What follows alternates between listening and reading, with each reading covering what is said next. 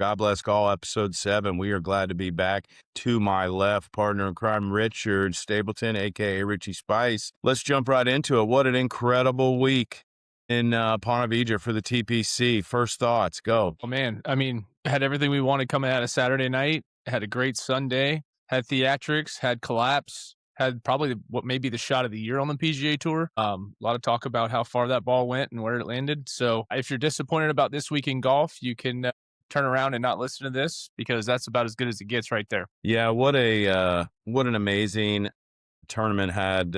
Was out there on on Friday, and then got to bring my son out on Sunday to follow Nice. some of the early groups around. Got to see Scotty Scheffler dip into the Toddler Zone, I might say. But just an amazing week as always. The course was set up fair. Someone that was on site 2 of the 4 days, I can say they got really lucky with the weather.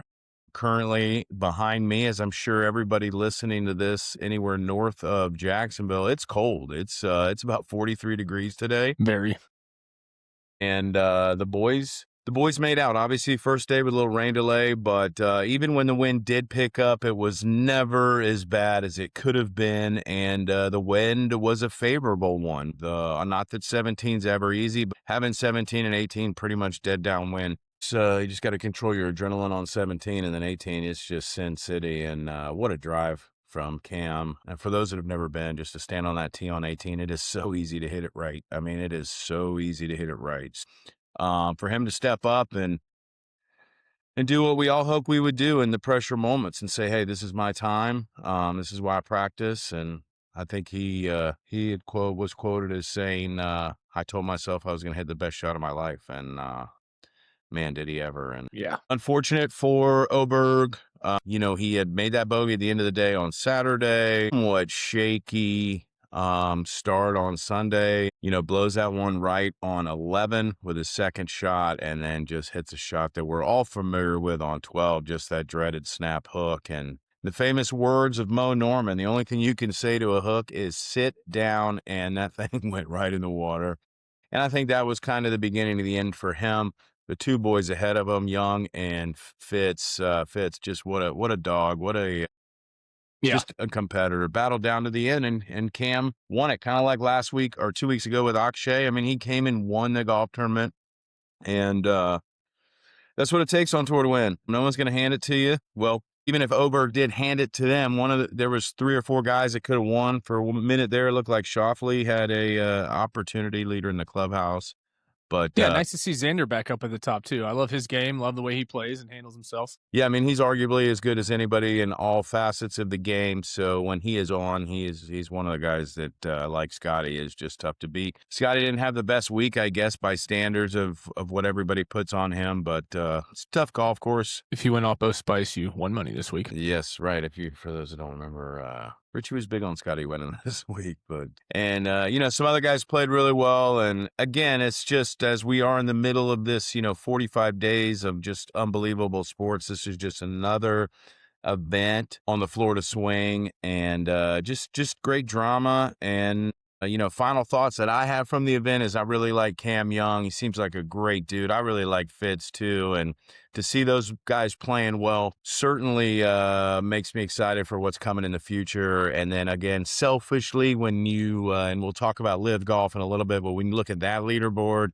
boy, it'd be fun if all these guys were playing together, but no one's going to listen to me on that one. How about you, Richie? Final thoughts on what you saw, what you witnessed at TPC, and obviously, everything that's been said has probably been said on any other avenues, but is there anything in particular that you wanted to talk about before we move on? Yeah, no, I think we covered a lot of it. Coming into the tournament, we'd like to see some more guys there, but it is what it is. And the weather really was great. It was nice to see, TPC not littered with rain and excessive wind, I should say. You kind of looked at some of the things that Oberg did coming down the stretch, missing it both ways, just the standard, average golfer day out there for him.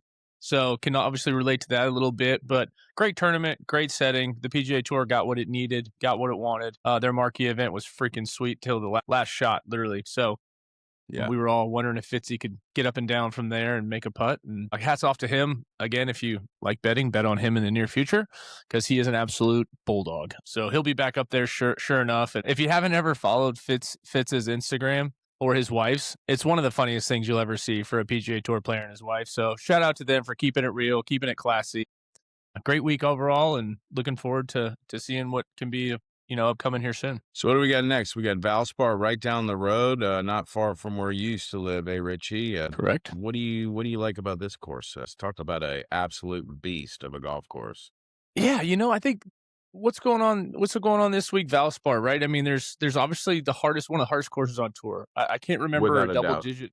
When's the last time a double digit score won there? And it may be 10 or 11, but it's never 16 or 17. No. So I like the fact that, to quote Tim Tucker from a long time ago, the first time he walked it with Bryson back in the day, and this is the hardest golf course I've seen the way they lay it out. So you add that with maybe potential soggy conditions, with all the rain and the wind and everything that has gone through here. So through there. So yeah, looking forward to that. I know we had Bobby McIntyre withdraw and a couple other guys who are not going to play, but I think this is an event that doesn't necessarily get the best of the best, but it's always fun to be over there in the Tampa coast and, get that community involved with golf. It's a great turnout. It's an easy walk for the patrons, and, who doesn't like the Copperhead? Who didn't like the finish of that place? Yeah, it's such a great track, and I mean, obviously, it's not maybe the most marquee names around, but you got Xander, you got Fitz will be there, you got Victor Hovland, who I think won last year, JT, Akshay,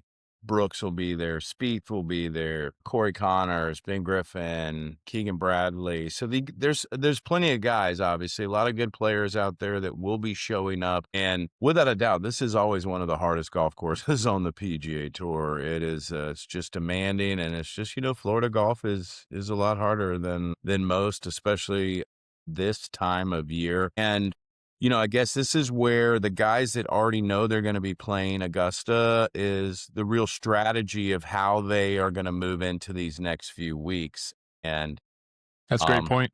a lot of guys are going to skip this, and I don't know if they're going to play two in Texas. My guess is guys that aren't playing this week are at Augusta playing a practice round, maybe with their With Tiger friends and Woods, maybe? family. Yeah, maybe with Tiger and Charlie. I don't know. But, Charlie Woods was playing in the Sage Valley Junior, which is basically across the street from Augusta National. So I don't know if Tiger's jet there means that he's playing. I would be shocked. Would I love him to be there? But I would put that percentage of him playing Augusta at like 0.2. I don't know anything. Hate Don't to know hear that, but it's anything, probably true. but that's just would be my guess. He was up there watching Charlie play, I'm sure, and then all the people that followed the Jets were probably like, "Oh, Tiger's there," and maybe he was there. Maybe he was just driving around. But I mean, that golf course is hard to walk with like two fantastic legs, and I just know this poor guy. Tiger's, I mean, he's had some damage. I mean, God, there was nobody else I'd rather see out there than him. I haven't seen any. Like I said, I don't have any inside information or know anybody, but just the bit of stuff I do know of observing him and seeing him walk around, I just don't know if a competitive event like a major championship like the Masters is what he's doing. But you know what? It is Tiger Woods, and if he shows up, Yeah, and let me throw this back at you too, because that's a good point. I mean, is it time? I don't want to say he's done, yes, but it's time. it is time. I think that we all need to stop getting our hopes up so much for him to do well. His competitive fire, I think, is always going to be there. That's him. But I'm not going to say, oh, you'll never see him win an event again. He's going to kill the Champions Tour when he plays, but in a golf cart. Yeah. But, I think I don't know what your thoughts on this are, but I think it's time that we just relax on, is Tiger going to be there?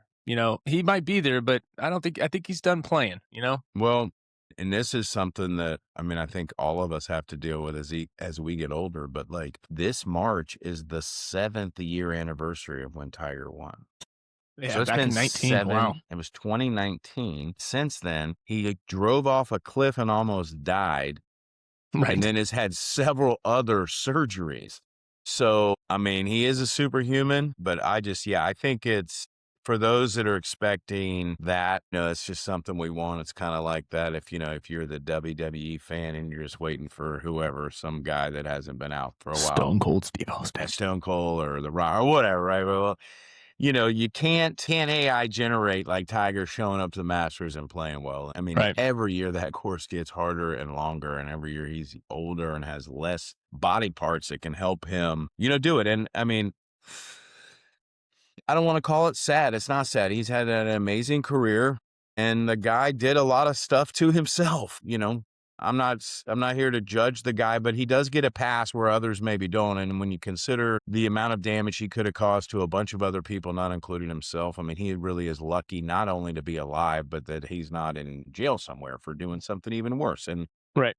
I'm sure he's dealt with that too, and I'm sure he has a driver just in case he feels like getting spicy, and that's how it should be. But you know, Nothing I think better than the NFL policy on drivers, by the way. yeah, I mean, We learned that from Henry Ruggs.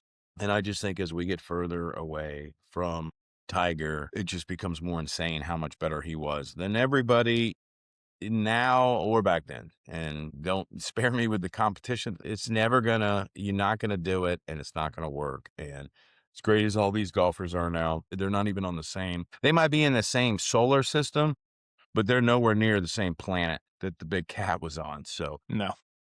yeah, but you know what? I think the more we celebrate his career and what he's done and what he's done for golf and everything you see, all these people that love golf. I mean, a piece of what they love was because of the Tiger thing. I mean, Rich, I guarantee you, because you're at that right age, younger than me. I mean, how could you not be young and love Tiger Woods, even if you don't know anything about golf?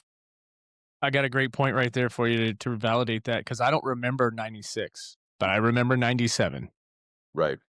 I don't physically remember. I remember the Braves losing in 96 to Leyritz's home run, but I don't remember the Norman collapse because I wasn't.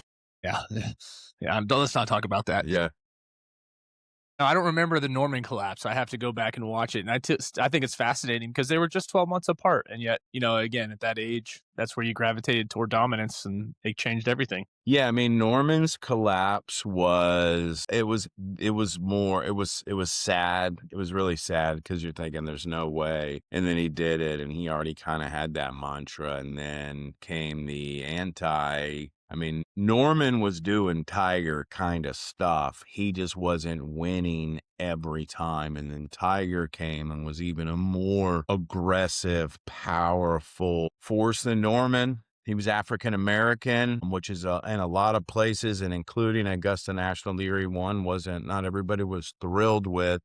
And so he came in with a chip on your shoulder that you can't buy or pay a coach for. I mean, he's coming at a completely different angle and changed the whole golfing world. I mean, he said, "Hello, world." Everybody said, "Oh, this guy's Manny Boy sure is cocky." Well, everything he kind of said he was going to do, he did. He didn't quite win 19 majors. He's not going to win 19. I don't think anybody's going to win 19 unless they start making, the waste management and the players championship majors too. And then maybe if you add more majors, somebody will win. But as long as there's 4 majors, I think Ed, the record of 18 is safe. I think the record of 15 at second place is insanely safe. Couldn't. I don't know if any modern player will get to 10, to be honest. I agree.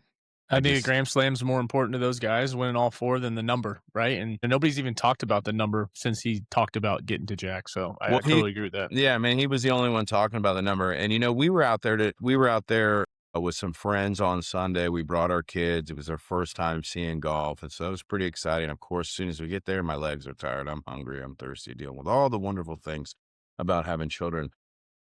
God bless golf. Yeah, God bless golf. But we found a spot where we could kind of sit in the shade and watch some holes. We got to see Scotty and Akshay and some guys roll through, and that was cool. The kids, they don't really know what they're looking at, but they're looking, right? And they're seeing stuff. And we start talking about just the golfers and the demand on the golfer. And, and not that this is a bad thing, but I don't know how many guys wake up every day and be like, I want to break all of Tiger's records. They might say it, but Tiger lived it. Like Tiger would win a tournament by 10. And while guys 2 through 7 were in the bar celebrating that they just made a bunch of money, Tiger's going to the gym. Yeah. And they're already defeated and he defeats them even more. So and he was just it was just such a different vibe that I know Scotty wants to win and he wants to win so bad every time, but I don't know if that desire to be that dominant is just something and that's okay because it's not like that. That competitive nature can work for evil. As Tiger has shown, Absolutely. That's a great point. as Tiger's shown too, right? Like, I mean, if you're just competitive in golf, there's probably other things you're competitive in. And then, I mean, it just can create a lot of issues if done in the wrong way. I don't think Nicholas was thinking about how many majors he won because there was nobody that wasn't a thought in his head. And then when he won that last one, it made that 18 number. And then that was where, Tiger set his stats for all time to go after. So all these guys are so good out there. I just wonder how much of them are really just, the days of I'm going to put a poster on the wall and be this person. I just don't know if that desire is there. There's so much money to be made, and these guys work really hard. And I think Cam Young is one of the guys that I'm sure the guy. I know he has the rage in him when he plays bad. We've all seen that, which is why he's so good. I mean, you got to Right. have that. But, just to win, and he looks like a big deal. But as we've talked about on this show, I mean, winning is exhausting. And not everybody can be around there fist bumping all the time. And he, keeps cool and calm, Yeah. worked his way to victory. But I know I kind of got off the path there of like where we were headed but it's just when you see all these golfers, I think from an entertainment side, okay, you had Tiger was served up on a silver platter and you ran the hell out of that guy for 20 years. I mean, as you should. He was your bell cow. And then as these young guys were coming up, whether it was Rory or Justin Rose or Sergio and all these guys that kind of were, and unfortunately for them, they were who's the next Tiger versus, Tiger just showed up on the world. Greg Norman was Made a hole known. in one. Yeah, but I'm saying is they didn't start talking about next Nicklaus. They were just saying he's going to win more majors than me and Nicklaus combined. I mean, Arnold, that he was almost like so unbelievable. And I think now coming up, which I think is great for the sport, but we've got to get away we got to make this one guy the guy. Exalted. Yeah, I agree. Because every week this leaderboard's with 5 or 6 guys, and until there's a guy that's just going to show up and do Scotty type things, but look what this has even done to Scotty. I mean, you could see he's just getting like, hey man, I just want to be normal for a little bit. Like I'm allowed to play bad. Is that okay? Right. And we've seen this twice now. We saw with Rory in 2014 when he went on that tear, and we're like, oh, Rory's going to break everything. And then the pressure of the Grand Slam or whatever you want to call it, the next decade happened. And, you kind of see Scotty going through a little bit of what you would call a lull right now in his career. And not that he's lost, as he said, but, you can't play great every week. And I think any athlete who's been in any arena will tell you that that's just not the way it works long term. And there's a reason we have ends to career. And there's a reason you play good in spurts. And no matter what sport you play, you catch a little heat, catch fire, and then you do your thing. And then there's times where you got to go work on your game and figure yourself out. And so I think it is very unrealistic to continue to anoint guys to be the next whatever. And God bless Miles Russell, because it's coming to him too next, right? He's just flying through everything, and who knows what kind of expectations going to be put on his board once the media really gets involved with his career. Yeah, and it's again, you kind of think from, we talked a little bit of last week about Rolap and the press conference he was having about, going forward, they are in the entertainment business. How do we do this? And, there's certain sports that have always done really good at individual branding. I think there are a lot of golfers out there who do move the needle, so to speak. I think where maybe they're missing the mark is they're trying to tell you who moves the needle. So, they're really Agreed. trying, we all know Brooks is back, but let's not, I mean, showing him as if, yes, he played good on Sunday and I'm glad he's back. And we've said this all the time. We're glad Brooks is back, but I find them kind of reaching to push certain players. And I think that as we've talked about before, there's a bunch of new guys in town, but to be honest, and it's not Cam Young's fault, but like, I'm sure people aren't lining up to have Cam Young talk on their show for 20 minutes or 30 minutes because he is who he is. He's a dog. He's an absolute solid guy. But I mean, he's not just gonna, come on and let everybody just, blow you away with his personality because the guy is just Right. a kind of a, I don't want to say like a robot, but the guy likes to train. The guy likes to practice. The guy loves to play and compete, be with his wife and his kids. And yeah, he'll let you in a little bit or maybe about who he really is. But the end of the day, the guy is viewing this as his career and his job. And it's not necessarily his responsibility to be this entertaining figure. Right. And I just wonder, trying to grow and expand, how do you showcase who these guys are a little bit more? And I think that's one way to get in, because everybody has perceptions of who these guys are, some correct, and then some couldn't be further from the truth. Right. And I think when you're watching somebody on the golf course, to just see him and say, "Oh, I bet this guy is like this outside of the arena or outside the ropes." I mean, sometimes you'd be surprised. They always say you never meet your heroes. Like some of these guys you see, you wonder, like, is this guy who he really says he is? So, you know what I mean? What does he do at Um, 11:30 at night when the kids are bed and there's nothing to do yeah, tomorrow? yeah. You know. But I think that the tour is in a healthy spot. Obviously, the tournament was great. I think Masters is cranking up. And before we get to the NCAA, I mean, a quick shout out again. Bryson DeChambeau wins Lib Singapore. What a cool hole! The four aces, another victory. Yeah. Hey, Anthony Kim just keeping it going, playing great. Another win for DJ's team. Truthfully, when you look at that leaderboard, those 20 guys, I mean, Lee Westwood had a chance at 52 to win a professional event. And again, don't come to me with who he's playing against. Those guys are all insane. Right. Man, I just want to see them all together. I think both tours in their own way are really, really doing well right now, which is golfers like Yes. us who love this show. We love to see it. Got to see them come together sometime. And then one more thing, the last thing I'm going to say, for the however many weeks in a row, when we are watching these tour events, why can't I see how much money these guys are making? Because, man, there was some exciting stuff coming down the stretch with guys moving up and down the leaderboard. And I'm looking at the side like, man, that's the difference between seventh and third is like Especially at that $1.6 tournament, million. right? Yeah. Yeah. I mean, congratulations on making the cut. I think the lowest payout was like $57,000, which probably breaks even What's a monthly. week at Players cost you? 20, 25 grand if you're a player? House in Ponte Vedra, got a few Yeah. family members down, big event. So yeah, you made 30 grand by playing poorly. Good job, guys. Good job.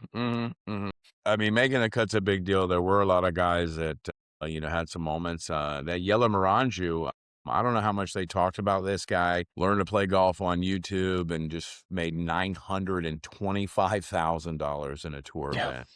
Man. And he talking about guys that you've never heard of. This is a perfect segue into March Madness, baby. Tonight, first four in. We got 2 games tonight. We got 2 games tomorrow. Brackets are flowing. We got guys telling you that they love Belmont. You got guys, everybody going with Yale. Yale's the hot team right now. Everybody, for whatever reason, is Point. on Yale getting 7.5. Everybody loves the 11-6 game. Everybody loves the 5-12. My thing is, I used to love filling out brackets. I'm usually eliminated by Saturday, but here, I mean, honestly, every time I do a bracket, Michigan State somehow ends up in the Final Four. I just am that's the old man in me just thinking, oh, Michigan State's going to make a run. But I'll They are say it good though. right now off the bat: Florida, Michigan, Arizona, Duke. That's your Final Four. Blue Pretty sure. Bloods.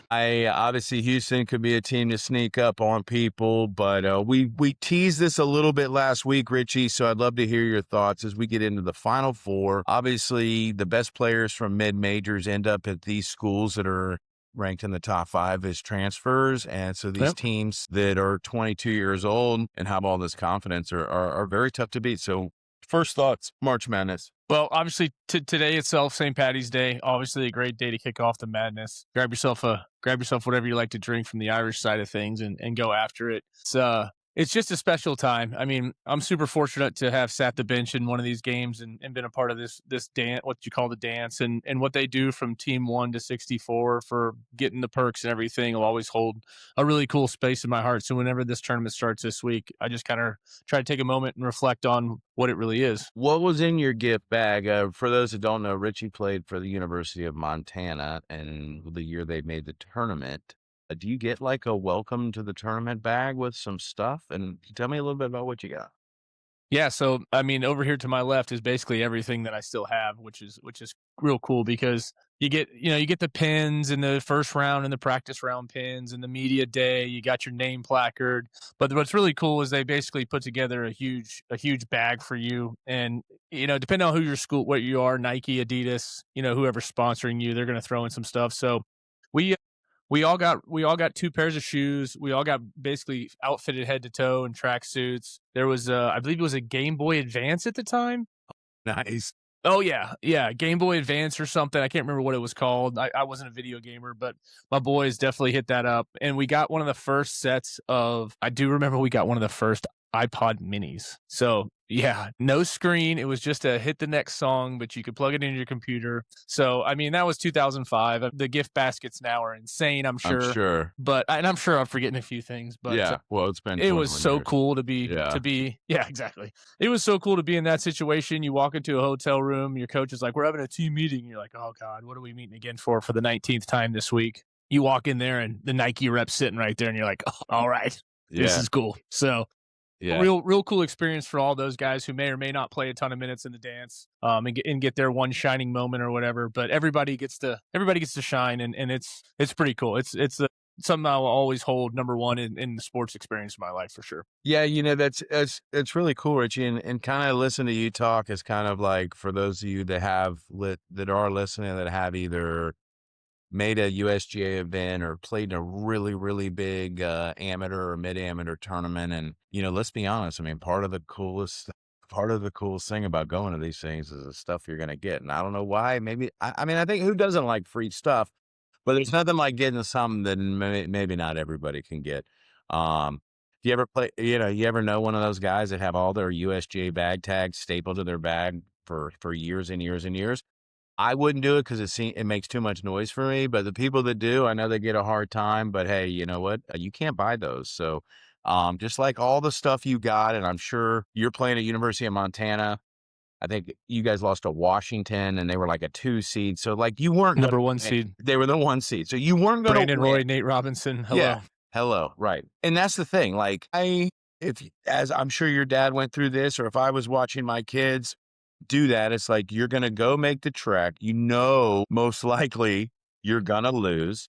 Unfortunately, too, as I'm sure if your old person could go back to your young self, maybe either the first minute or that last minute of just kind of looking around and soaking it in. And nobody does that when they're young. So I'm not going to, and maybe you did a little bit, but like when you look back now, are you like, boy, I wish I would have spent 5 more seconds in that gym before I walked out or whatever it was, because all the things that happen to you when you're young, you don't realize how cool it is until you get older and you look back and you're like, oh, damn, that was pretty cool.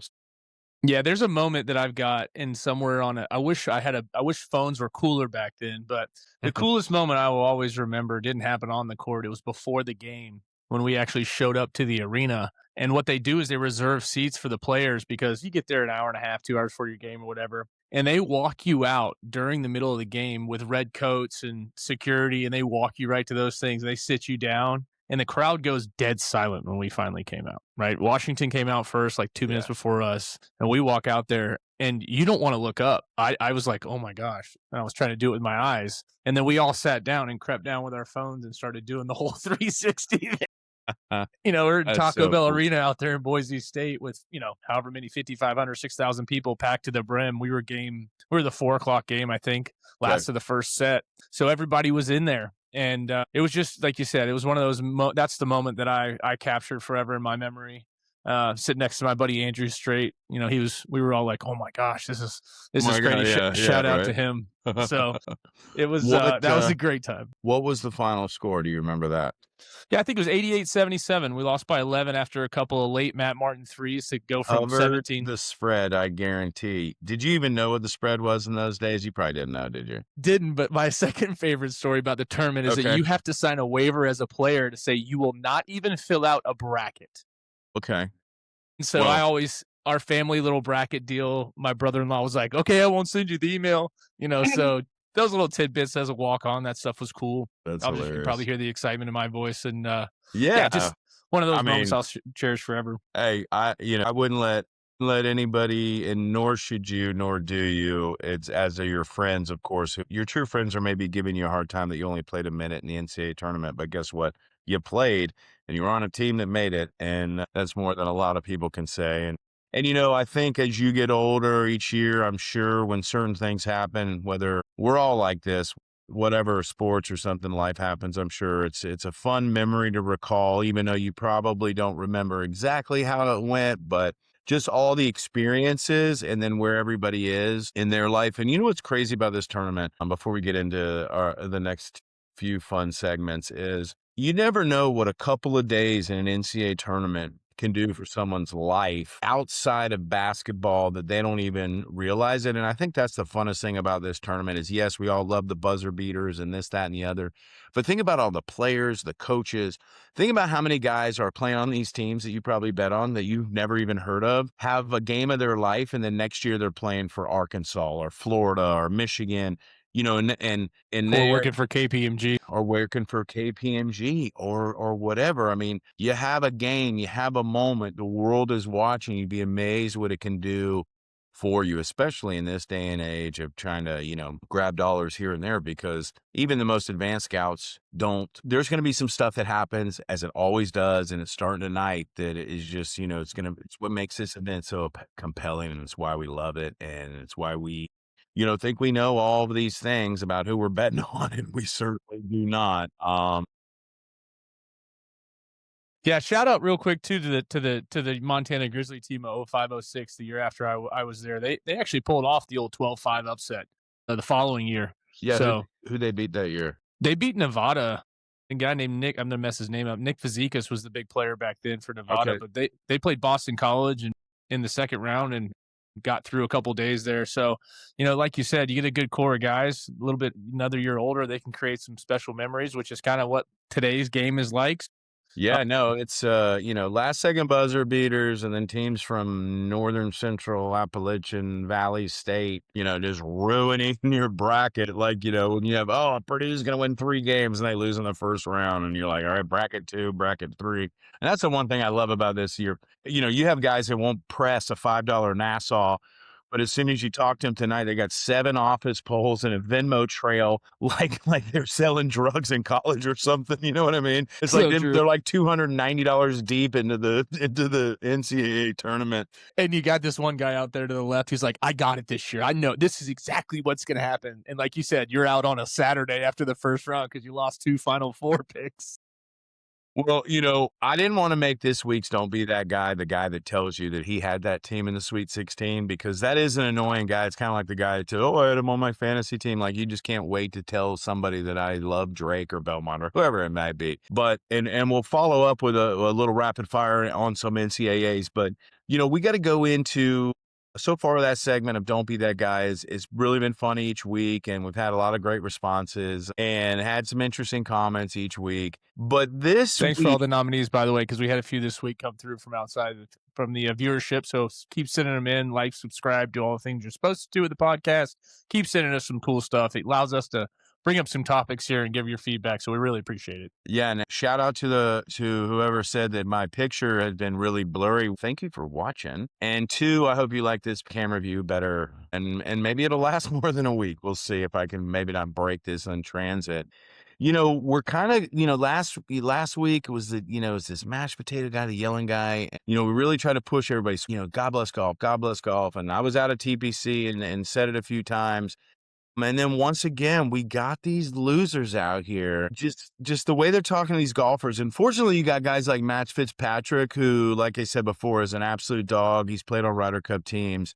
He's played at Bethpage in New York. And, he was able to shrug it off. And I mean, obviously, all of these guys are mentally tough to deal with a lot more stuff than just some drunk guy out on the golf course. But, any other sporting event you go to, other than a few college stadiums, like, they stop selling alcohol at a certain time. I can walk into Sawgrass at 8:30 in the morning and drink for 9 straight hours and just That's a hang out on recipe. 18. Yeah, and obviously I'm not anti alcohol sales. Some of the biggest sponsors out there, obviously, you got all these tents funded by, Grey Goose, Kettle One, Michelob Ultra, blah, blah, blah. But the need or the desire or the want to heckle these guys as if they're that guy from Happy Gilmore, the jackass guy. Literally And acting like that guy. and that's literally who they are. And I'm just surprised that you guys don't have friends that are like, even like, bro, what are you doing? I mean, have you, as I say it all the time, for you people that drink all the time and love to tell how much you drink to all these people, you need to be better at drinking, because if this is how you act, if you're on 18 and somebody's in the pine straw and you just want to talk crap to them, and it just makes no sense. You guys, all of us wish we could hit golf balls as good as these guys, all of us. And to use that as a reason, because when you go to a football game, you can yell and scream, or a baseball game, and there is there is an etiquette, there is a certain way, and we've talked about this before of just how you should act if you were going to play golf, and really how you need to act when you're watching these guys play golf.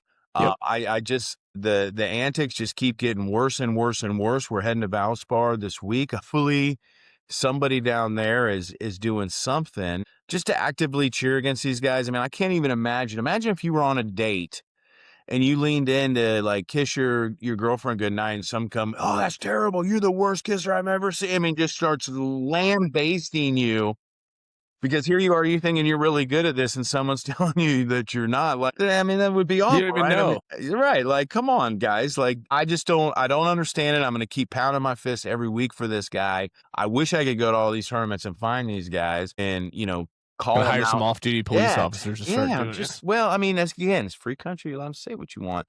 So I'm not trying to bar free speech. I just don't understand of all the things you want to demonstrate your free speech rights on. It's that I want to be an asshole at a golf tournament. Okay, well, congratulations, you are that guy. And if there's a couple of your friends that think that you're funny and this is just the way you do it, I just And question secondly, everything there's about you. no one around you wants to hear that. Like you said, you might have a couple guys laugh at you, but like, dude, literally, to quote the segment title, don't be that guy. Like, Yeah, enough, man. Like, it's not funny to the general public when you're like, Fitzy, you can't punch it out of the pine straw. Bro, neither can you. So lay off. All right. Like, get out of here with your nonsense. He's 13 under on the 18th hole and he forgot to draw it. Leave it alone, dude. Leave it alone. Don't be that guy. this reminds one of my favorite Tommy Lasagna stories. Tommy Lasorda, sorry, I think. Lasagna. Well, we Yes, call him sir. lasagna in LA. Tommy Lasagna. So one of my favorite Tommy stories, obviously the legendary manager for the Dodgers, was throwing batting practice and spring training. There was some guy in the bleachers just chirping, Tommy, I'll take a yard, Tommy. So Tommy finally says, fine, brings the guy down there. The guy gets in the batter's box. Tommy throws it in the middle of his back and says, get your ass back in the stands. Now, I wish there was somebody we could do that for these True, true. golfers. Really, here, come hit this shot. I'd love to put Yeah, the here's the cameras club. on. Go ahead. Yep. But, it's one thing if, like the guy, that famous guy in the Ryder Cup that bet Justin Rose that he can make the putt for $100, and then Justin Rose would come down and make it, he make it.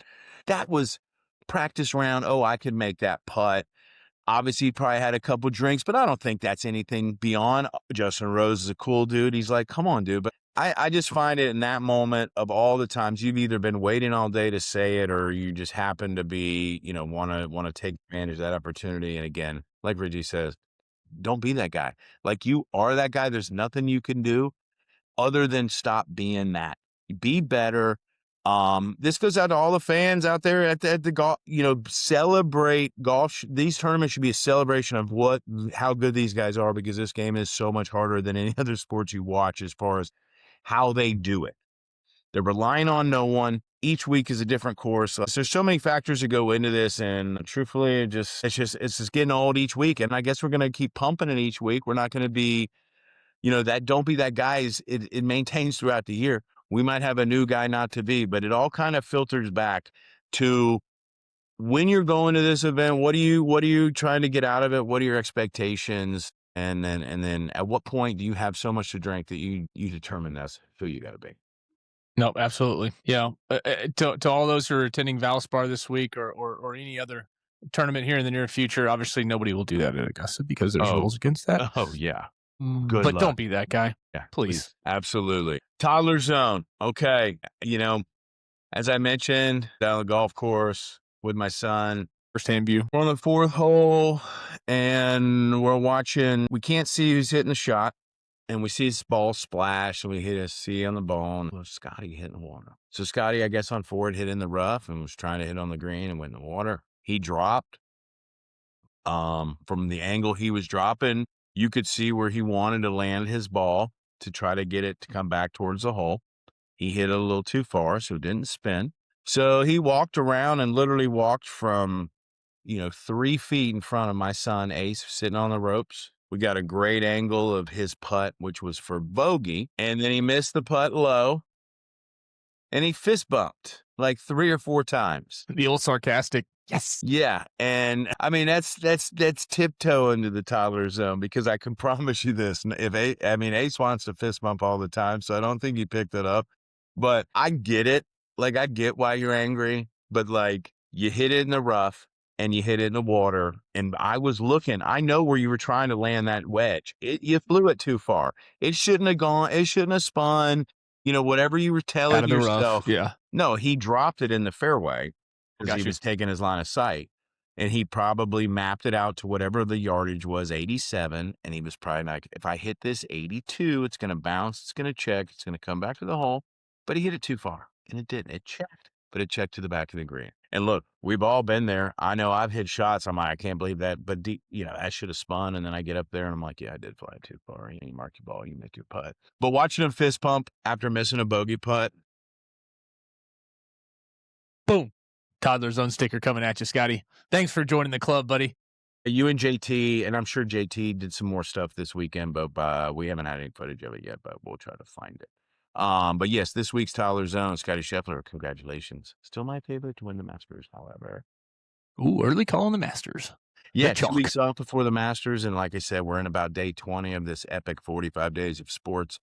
And before we get out, sorry to interrupt you. Speaking of epic sports, and I'm not sure we even had this on the 45 days, but and we're not going to spend too much on time. Well, USA, Dominican, the lineups, yes, the way the game actually unfolded. You had what baseball play wasn't in there? Home runs, home run robbery, hoses from right field, double play balls, few error, maybe an error or two, but what a game! What a good thing for the sport. Glad to see all those guys playing. And like I said, we won't spend too much time on it, but glad to see that 52 something Gold Gloves or whatever on one game.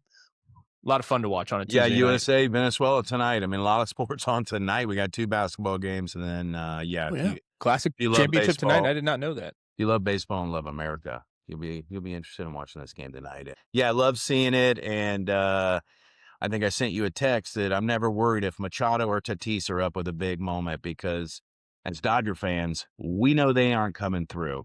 Sorry, Padre lovers. But let's move on. So true. God, I hate the Padres. So true.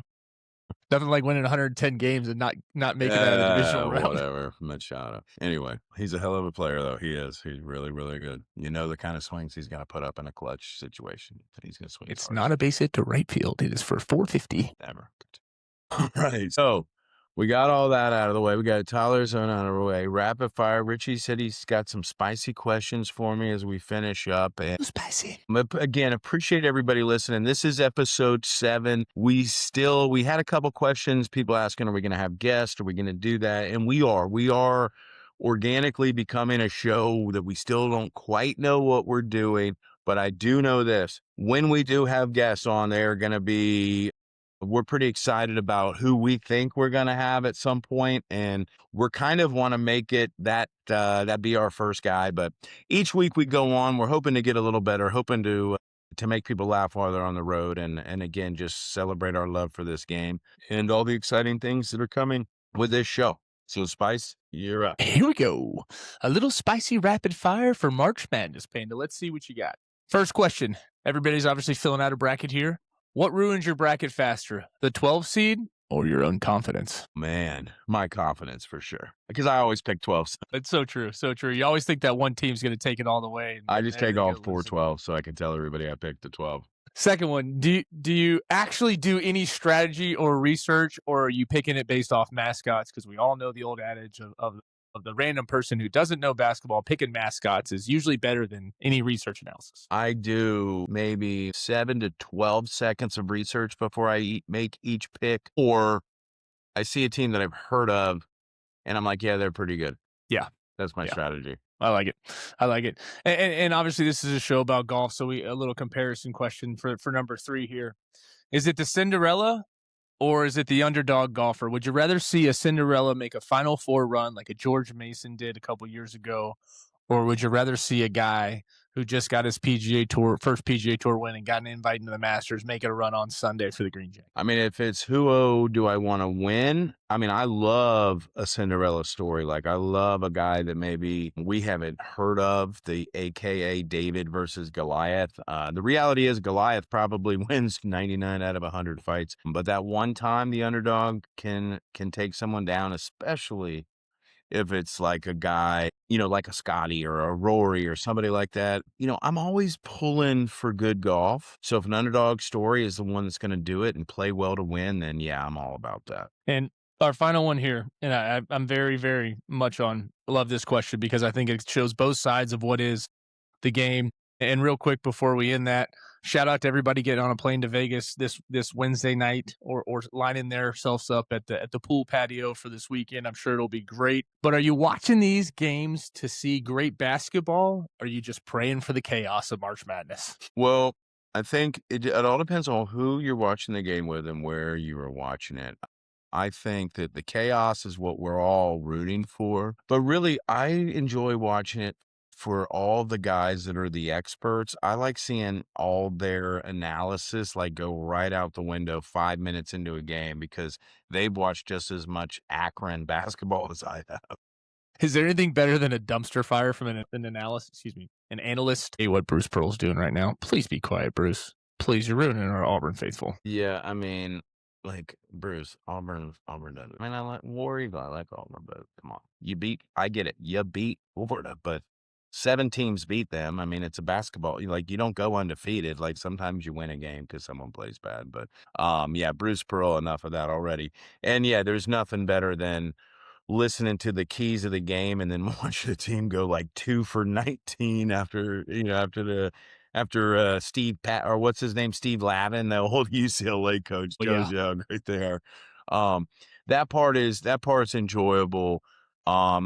And again, like we said before, it's those moments, and the best part about it is that the moments that are gonna be the best, no one will predict, and I think that's why we all love it, right? Like some school with some kid that nobody knew that his sister had Down syndrome and his mother was, died 7 years ago. I mean, something's gonna happen. It's gonna bring out this story, and it may carry weight for a couple hours, but it gives that person, that family, that school some recognition. And I think that's the coolest part because I think at the end of the day, we've talked about this before, who the 4 of the 7, the final 4 is going to probably be between about 7 or 8 teams total because these guys are all so loaded at the top. But that's what the best part about these first 2 is. You're going to get teams that have no chance to make it to the second weekend, but didn't think they were going to make it to the Saturday or Sunday by winning one game. And that alone, as you kind of talked about earlier with your experience, I guess the older guy and the father, I mean, that's kind of what I think about, like these kids and all the stuff they're going to. Just amazing experiences overall.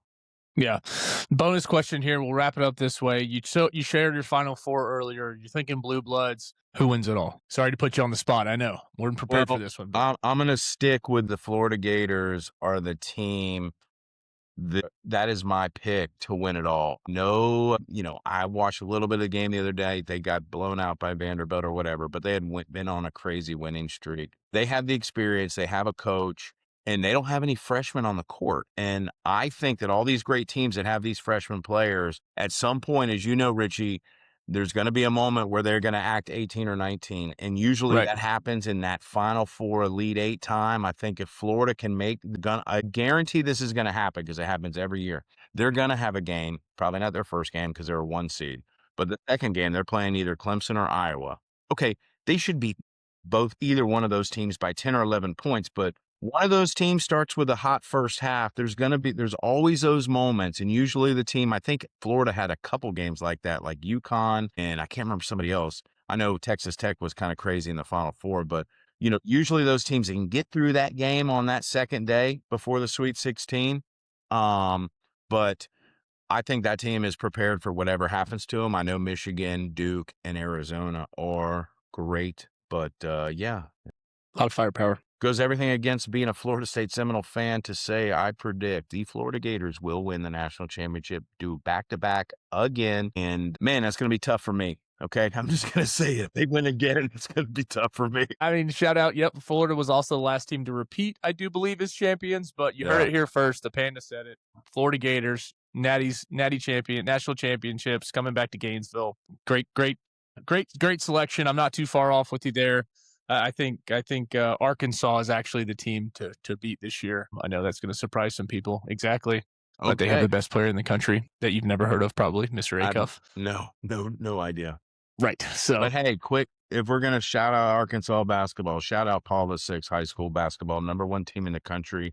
Their #1 player, Gordon Smith, also committed to Coach Patino and the Fighting Tyson Chicken sponsored Arkansas Razor. correction, Coach Calipari. But yeah, good job. What did I say? Patino. They're basically brothers. Whatever. No, not whatever. Sorry, Coach. I love Coach Patino. Oh, the white suit. That's the best thing in St. John's for sure. Oh Oh, man. but those two guys are the godfathers of college basketball for sure from the 90s on. So Yeah. good luck to all the teams out there who are listening to this and all the kids. Y'all have a great time. Enjoy yourselves. Yeah, thanks everybody again for listening. Just it's fun doing this. We've done it 7 times now. Next week will be episode 8. We will go into a little who are the bracket busters. We'll follow up with a Valspar, and then we're going to start our tiptoe into Masters Week. Hopefully, have a few surprise guests to give us their insights on Augusta National from maybe some different views that not everybody else is covering. Can't thank you enough for listening. Keep up with the comments. Hopefully this picture looks better. I unfortunately can't get any better looking, so I don't know if we can do anything about that, but we will continue to try to be better each week. And thanks so much for listening, and God bless golf. God bless golf, everybody.